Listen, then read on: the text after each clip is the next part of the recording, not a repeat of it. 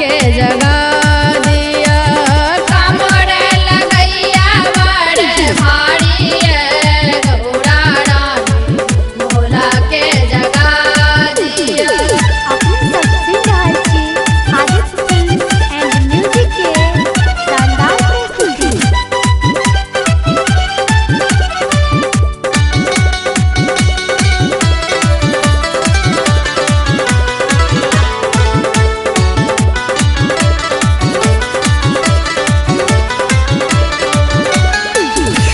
सुल्तानगंज से हम जल भारी आनलहूँ बाबा के चढ़बैला व्याकुल भेलहूँ हो। सुल्तानगंज से हम जल भारी आनलहूँ बाबा के चढ़बैला व्याकुल भेलहूँ। कहियन ने खोलता कने के बड़िया ये गौरा रानी भोला के जगा दिया। कामर लगैया बड़ भारी है गौरा रानी भोला के जगा दिया।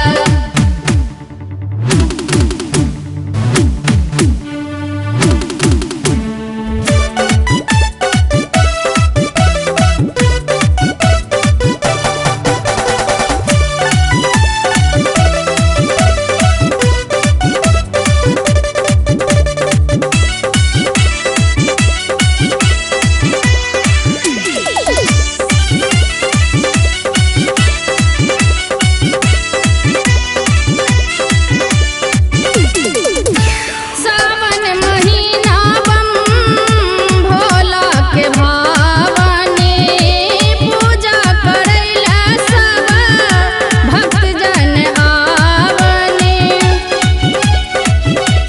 हो।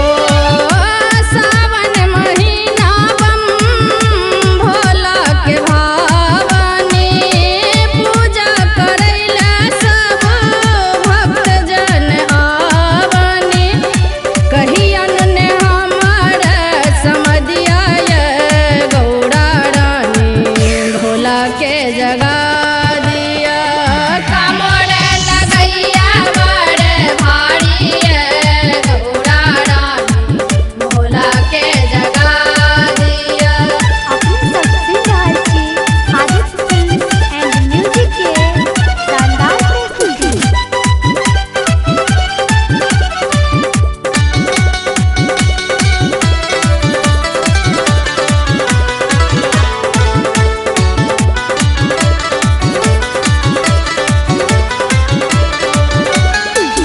फूल तोड़ी आनलहूँ आक धतूरा भांग हम तोड़ी लेलहूँ भरी भरी झोरा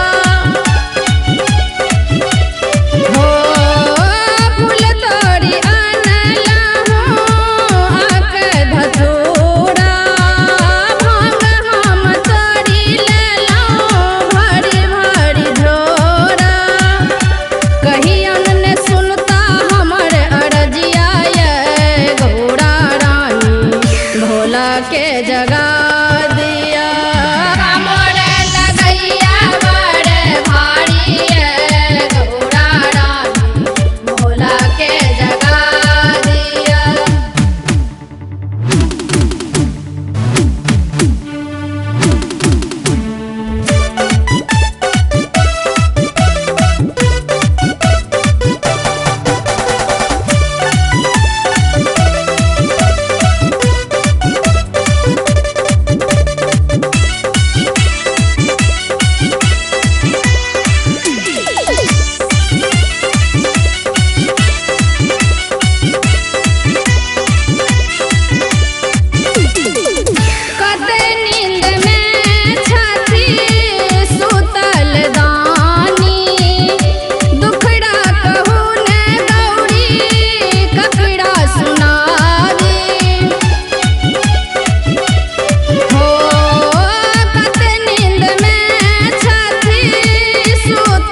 दान